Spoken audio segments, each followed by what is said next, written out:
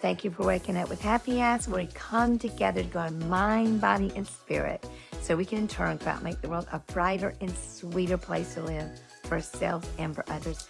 I was almost, wait a minute, I was just right before I came on, I closed my eyes and I said, God, let me say something today that might touch someone, that might help someone get past a barrier, or maybe just have a thought that maybe they don't have to get past the barrier, but maybe they're the ones that help someone get past the barrier. So yesterday we talked about Aunt Annie Baylor's story, Aunt Annie's Pretzels, which was by the time they got finished with it in a very short time, they had like 2,000 stores, 2,000 stores, international, all over the place. Started with a $6,000 investment. So let me explain.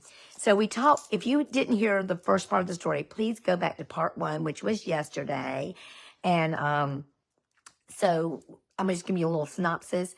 So Ann Baylor was one of 8 children. She grew up in the Amish tradition. She kind of believed that life was good and God was harsh. That was her beginning principle. By the time she was thinking life is hard, God is good. So that her life kind of flip-flopped. But she grew up in an Amish family, a loving family, but one where they really didn't talk about emotions or feelings.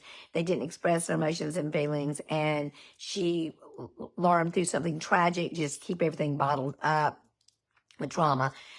She lost her daughter. I said she was 8. I think she was 19 months old, not 18 months old. Her sister ran over with a tractor. She kind of shut down. She ended up being sexually molested by a pastor of her church, took advantage of her. Believe it or not, she continued a relationship with him for a while. She kept her secret for 7 years. She confessed to her husband. Her husband forgave her, and now we're going to move on. Okay. So the husband decided that they wanted to help people that might end up in that situation, or just help couples to have a loving, good relationship. So he wanted to have a free counseling service. And he had a vision of having a big building, having a big counseling center. Well, they had no money. I mean, no money. They lived on a little farm. They didn't even have their own home. They lived in somebody else's house. They just had no money. So he believed that God was going to give him a way. He believed that somehow, some way, he was going to be given a way to have a counseling center that could help other couples like themselves. So right then, Annie Baylor, at that time, went and got a job with a pretzel stand and making $200 a week. And very shortly after she was there, the guy said, I want you to manage my stand. And she said, oh my God, I can't manage anything, and I know she's thinking in her head what she's been through, the secrets she's kept, and the pain that she's been living in for so long. And she says, I am not qualified. And this man spoke life into her. He said, oh, you are. I don't think you realize what talents you have. You're an amazing woman. You can do this. You can do this. And so she started managing a stand, and she did that for about 6 months. She managed a stand. Well, little did she know that was, oh gosh, this gift, this amazing gift that was given to her for what was about to happen. So they're still struggling. She's still getting over, they're getting over all the trauma that's happened to them. And one of their friends called him up and said, hey, listen, there's a pretzel stand for sale. And this is in Amish country, and everything's about doing these farmers markets and stuff. And you can buy a stand or a little shop anywhere from $6,000 upwards to $100,000, depending on the location, depending on how much business they're doing and stuff like that. So she was called by these people. She never even seen the stand, bought this little stand for $6,000. They did not have $6,000. They called his father, who they knew had some money. He loaned them $6,000 to buy this stand. They bought the stand, had no idea what they were doing. She said the very first week they made $800 and something. And of course, she didn't know about cash flow or all the things she needed to pay for, but they just started doing well. And by the end, I don't want to get this wrong. This is so cool. The first day they opened the store, they made $857. And then she said the pretzels were terrible. I mean, terrible. So they ended up coming up with a better plan for the pretzels and came up with a good formula. By the end of 6 to 8 weeks, they were making 3,600 pretzels a day. And they were making money hands over fist. Now, what I want you to know is this is just a 2-day business.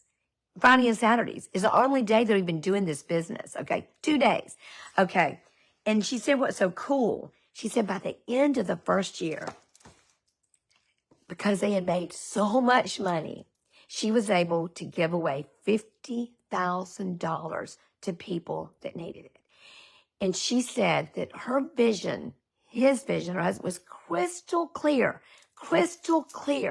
that the point of their business was to give, Y'all, I believe that with all my mind, heart, soul, and body, that the point of our business, the point of our lives is to give. And the other thing that I want you to hear loud and clear is her secrets were making her sick. Her secrets held her down. She believed that she would not be forgiven. She believed that she had gone too far into the darkness to come back. But she had a loving, kind, beautiful husband who forgave her, who knew in her heart who she was. He knew who her wife was and what she was capable of. And they held their family together. But this is what you need to hear, that I want you to hear loud and proud. This woman took the trauma that she'd had. They took it and they turned it into this amazing triumph so they could help others. That was their whole plan all along. They ended up having 2,000 stores. They sold it in 2005. She's gone on to write a couple of books. But the thing she realized, even after they opened the business and they were doing well, they were making money hands over fist, she realized she had not done the work in herself. She realized there was work that still needed to be done. And so she sought out counselors. Y'all, I think too many times, especially in the church, especially in the church. In fact, it was kind of ironic in her book. Sometimes we hide things. We keep secrets. We don't confess what we've been doing. And we're so worried about what somebody else says. Y'all, that doesn't matter. The freedom that happens within you when you stop keeping secrets, when you don't let your secrets keep you sick, is where the magic happens. It doesn't matter about the other people. And you know what secretly they're thinking? They're thinking, wow, bravo. What an amazing human you are that you've confessed this and you've changed your ways. I don't care if you've done wrong for 50 years. You've got the next many years in your life to go. And maybe our lives aren't as tragic and as crazy as what's happened to her, but we all have had things that we feel like we can't come back from. Y'all, as long as you are living,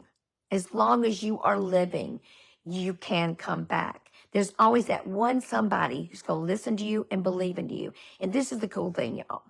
That man spoke life into her, told her what she could do with her life. Her husband gave forgiveness to her. Her God certainly gave forgiveness to her. And look at the difference she's making. Y'all, we can make a difference every single day in the life of another. I believe in it with all my heart, soul, and body. And you know, in my company, in my business, the whole reason we're there is to be a giver, to be a lover of humans, a lover of life, and help people find their way in the darkness through our business and through our lives. Y'all, I love you so much. I think I've gone over a little bit. I got to do the skedaddle. JJ, this Thursday. This is their day before their first performance on Friday. So we're all excited. And y'all, thank you. Thank you for taking your time to be here with me in the morning time. It means so much to me. And I hope that through this time together, you might have one little morsel of light that will help you come out of your darkness and, better yet, help others come out of theirs. Because light loves to find light. I love you so, so much. Be sweet, y'all. Bye.